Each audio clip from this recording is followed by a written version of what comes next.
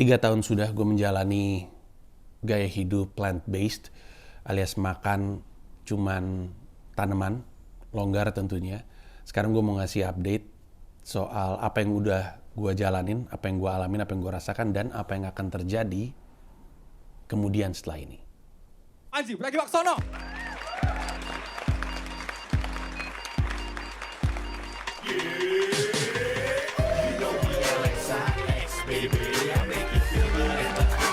Kawan-kawan seks bebas semuanya. Ini dia. Mau yang hijab, mau yang enggak setuju ternyata. Pansan mungkin lu berdebu gue lihat. Jauh. Ya kenapa ketawa lu anjing lu. Kenapa ketawa lu? Dia berkemeja kacamata ini biasanya kalau ditutup suka melakukan pelecehan seksual. Ya enggak. Suka gitu kan? Gua tanya nama lu, nama cowoknya siapa? Gue tebak. Dia satpam sekolah lu ya? Prabowo.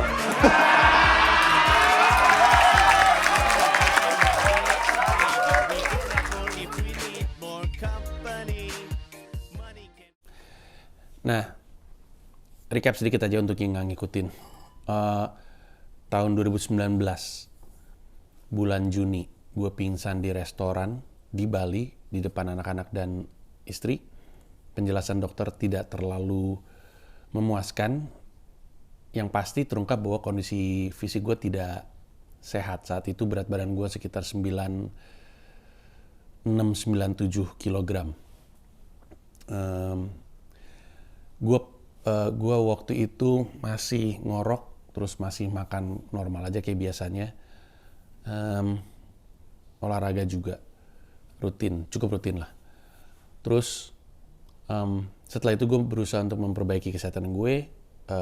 Mulai November 2019 gue jalanin plant-based diet yang intinya kalau vegan kan lifestyle ya. Vegan tuh bukan cuma makanan. Vegan tuh nggak beli produk dari kulit hewan gitu-gitulah. Kalau gue kan lebih ke makanannya aja. Terus tujuannya adalah untuk kesehatan. Kalau vegan kan lingkungan, aspek kelingkungan yang lingkungan termasuk di dalamnya adalah satwa ya, dan global warming dan segala macam yang jadi alasan. Terus sekitar bulan Februari atau Maret gitu, gue lupa, gue mulai memperbaiki tidur gue. Sleep apnea gue dihilangkan pakai CPAP waktu itu. Terus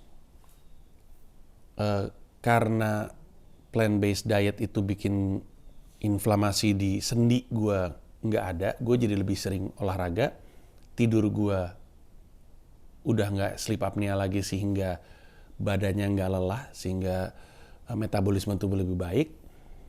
Lalu bulan Juni 2020, berat badan gue yang tadinya gue cerita 97 kilo, itu nyentuh 80 kilo, jadi turun 17 kilo total kalau dari 2019-an. Pada saat gue mulai benerin sleep apnea tuh kayaknya berat badan gue tuh mungkin udah 95 mungkin, atau 96, gue lupa.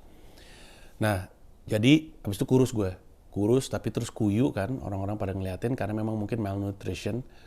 Terus gue naikin berat badan sampai 85, gue naikin ke 82, orang masih ngerasa kuyu, ke 83 masih kuyu, 84, 85 baru orang mulai bilang, nah ini udah mulai seger nih, di sini aja. Akhirnya dari situ sampai dengan sekarang berat badan gue 84, 85. Dari sekitar bulan mungkin Oktober 2020-an sampai dengan sekarang berat gue 84, 85. Sebenarnya waktu Komodo Menoy, gue sempat panik karena turun ke 83. Kaget gue, kok turun banget, ntar takutnya kuyu di atas panggung. Jadi gue makan lagi 3 kali sehari. Nah, plant-based diet gue seperti yang gue bilang itu kan plant-based yang longgar. Dalam arti kata, gue memang tidak ngotot untuk langsung beralih gitu. Ibarat orang perempuan mau hijab, nggak langsung 100% hijab gitu. Cobain dulu seminggu, weekend copot, gitu-gitu misalnya. Lagi nyoba. Cuman kadang-kadang di internet kan orang suka gitu ya. Orang lagi nyoba, lagi mau mulai transisi, pas lagi dilepas terus dimaki-maki gitu. Seakan-akan dia tidak solehah, malah jadi aduh kenapa jadi kayak gini sih, jadi malas gitu. Gue bilang juga soal vegan sama Andovi, gue bilang Orang-orang vegan tuh ketika ngeliat gue tuh lagi transisi, lagi kadang-kadang makan daging tapi kebanyakan makan plant based tuh jangan diserang justru, malah bikin gue jadi menjauh gitu. Ngeliat orang transisi itu diajak gitu, pelan-pelan gitu. Karena Dovi kan vegan. Nah terus menurut gue itu justru yang membuat gue bisa konsisten. 3 tahun gue kaget juga gue kuat makan plant based 3 tahun. Salah satunya adalah karena gue nggak ngototin gitu. Dalam setahun udah pasti minimal sebulan gue makan. Biasanya gue jadiin event, jadi perhelatan gitu. Zaman gue masih di Jakarta, gue kan suka dinner sama anak-anak talent management. Pada hari itu gue makan daging. Itu pun daging yang gue makan tuh bener-bener biasanya daging steak gitu. Gue nggak pernah makan daging olahan lagi, nggak pernah makan burger. Sampai dengan detik ini, gue nggak makan burger sama fried chicken. Sama sekali. Sampai dengan detik ini. Sisanya gue masih makan kadang-kadang, sebulan sekali. Makanya gue tahu dalam setiap tahun, gue makan hewan tuh nggak lebih dari 30 hari. Termasuk kayak gue makan sambal tuh kan ada sambal cumi gitu, tuh ada sambal rendang. Itu tuh untuk konten makan tuh sambal yang selalu gue taruh di Instagram. Itu tuh kalau di total dalam setahun tuh nggak pernah lebih dari 30. Gue rasa itu yang bikin konsisten. Memahami bahwa gue tuh nggak benar-benar putus hubungan dengan si hewan itu. Si saya emang nggak kangen aja. Kayak gue nggak makan burger karena nggak kangen. Nggak makan fried chicken karena nggak kangen. Emang nggak kangen aja. Terus itu bikin gue konsisten. Dan terus terang jadi plant based tidak susah di Indonesia. Tidak susah juga di New York. Di Indonesia, ya gue sering bilang kan, lu makan warteg, menu lu tuh terong belado, sama tempe orek, udah plant based itu. Lu makan nasi, tahu goreng, tempe goreng, udah plant based itu. Nah, kalau lu dengan kata goreng-goreng, karena saat itu memang, sampai dengan sekarang, gue tidak mengurangi gorengan. Nggak mengurangi garam, nggak ngurangin gula, nggak ngurangin nasi. Tapi gue bukan ngurangin ya. Emang dari dulu tuh gue kebanyakan makan tuh cuma siang doang. Udah dari lama ini mah. Mungkin habit dari ngekos kali ya. Nggak tahu juga gue. Tapi udah dari lama gitu, paling bangun minum kopi. Siang makan tuh, kadang-kadang makannya nambah.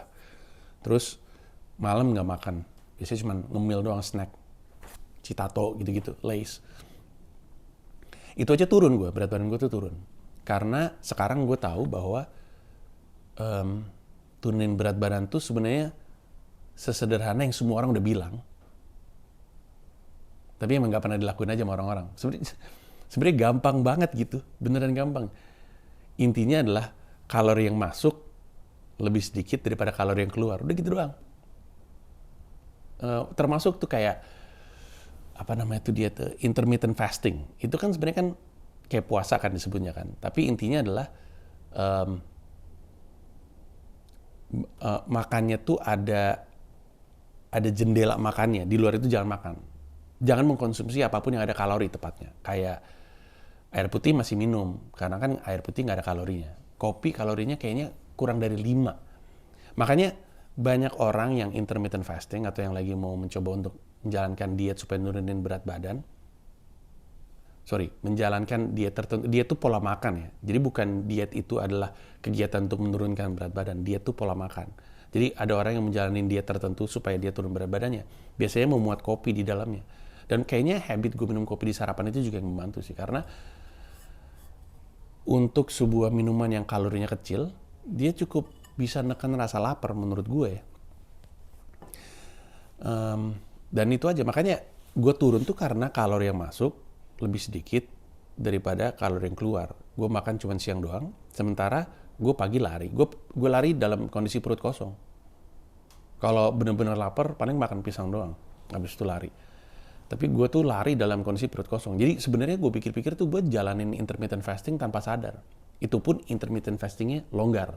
Ngerti maksud gue? Jadi kayak gue makan siang doang kan. Itu kan kalau pikir-pikir kan kayak puasa tapi cuman sekali gitu. Jeda berhenti makan itu kan panjang kalau dipikir-pikir. Makan jam 1 sampai jam 2-an. Habis itu nggak makan lagi.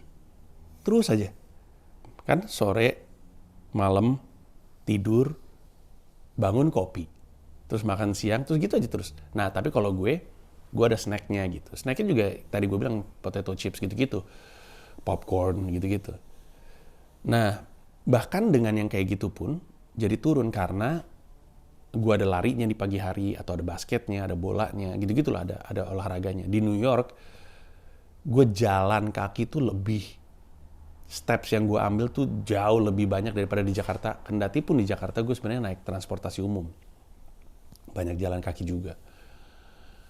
Nah jadi, intinya sih sebenarnya kalau nurunin berat badan itu. Cuman, walaupun orang tahu, orang nggak mau ngambil. Kenapa? Karena ada 2 faktor kan. Ngurangin kalori yang masuk, ngurangin makan, sama ngelebihin kalori yang keluar, atau olahraga atau aktivitas atau apapun. Sebenarnya nggak olahraga pun bisa. Selama yang masuknya lu kurangin ekstrim gitu. Ya udah gitu aja. Makanya ada yang bilang kalau menurunin berat badan nggak perlu olahraga. Bener juga. Karena yang penting kan yang masuk lebih sedikit daripada yang keluar. Lu beraktivitas juga udah bakar kalori. Tidur aja bakar kalori.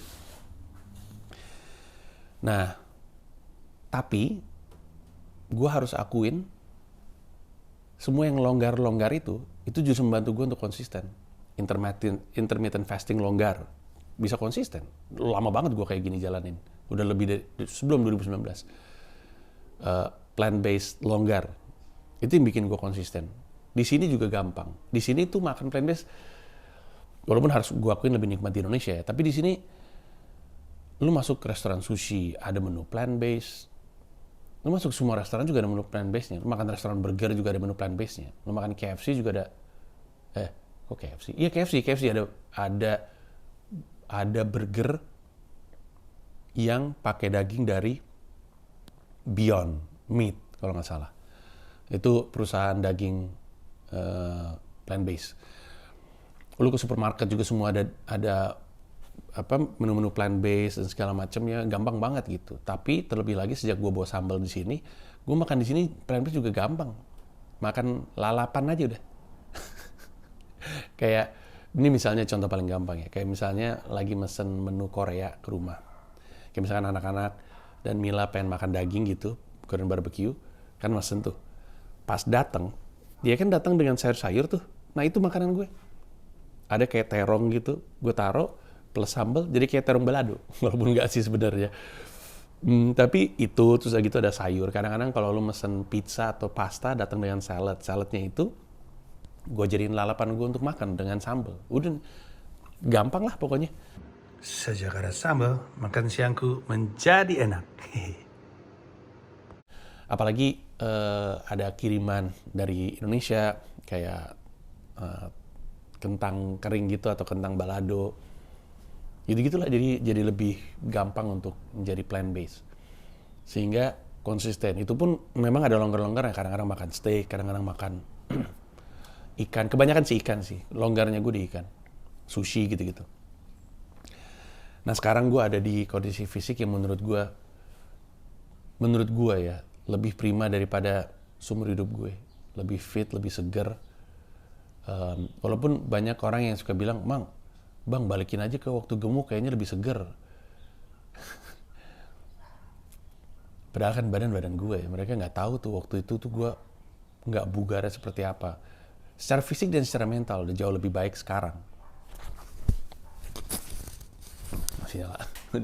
Udah jauh lebih baik sekarang daripada dulu. Terus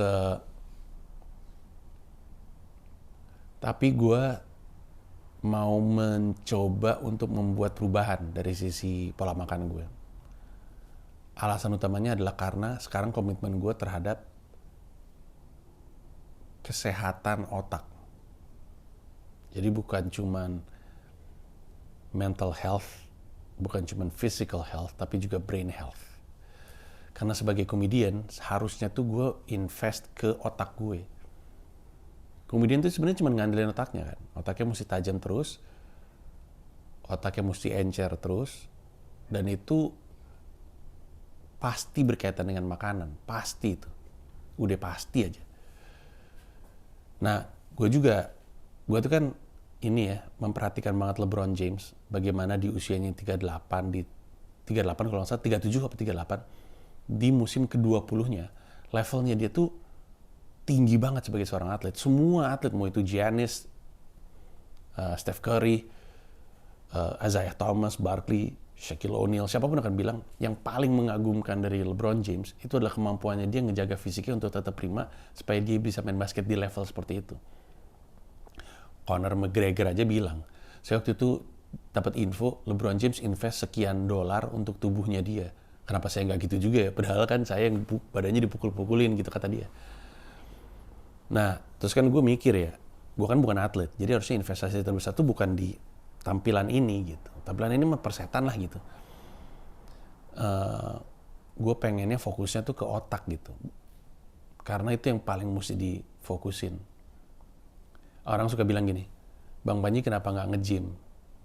Ini yang gue yakini ya, belum tentu benar. Tapi nge-gym itu mindset yang dibutuhkan untuk nge-gym itu berlawanan dengan mindset pelawak. Itu aja deh.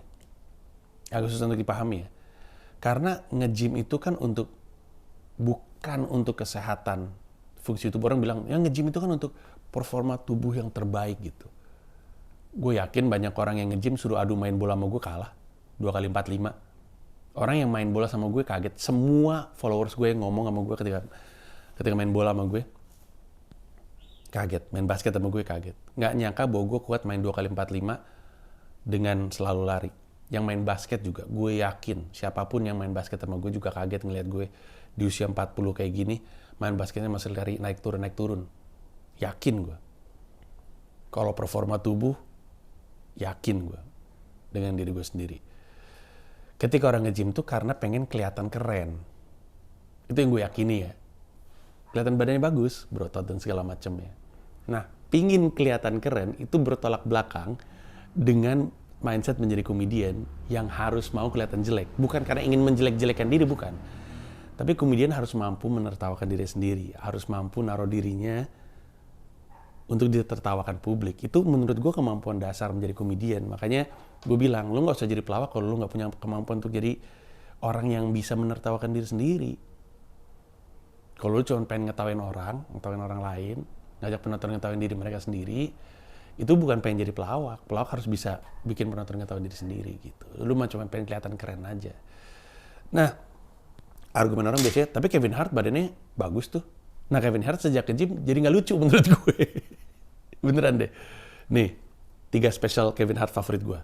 Laugh at My Pain, Seriously Funny, sama Grown Little Ass Man, atau Grown Little Man dah. 3 ini sebelum dia nge-gym. Setelah itu udah nggak selucu yang sebelumnya. Beneran menurut gue.